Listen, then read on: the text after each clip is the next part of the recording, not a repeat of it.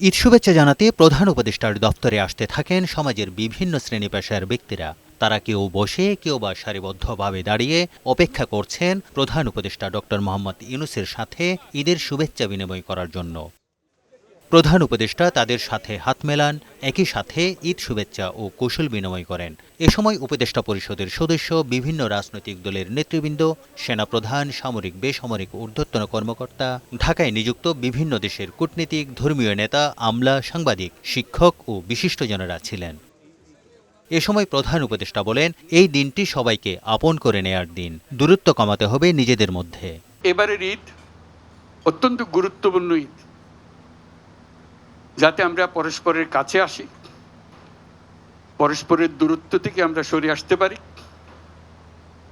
জাতিকে, সমাজকে ঐক্যবদ্ধ করতে পারি। কারণ এই ঐক্যবদ্ধ হওয়াটা আমাদের জন্য, এই সমাজের জন্য বিশেষভাবে জরুরি। পরস্পরের প্রতি সহনশীলের মাধ্যমে সমাজে শান্তি আসবে বলে মনে করেন সরকার প্রধান।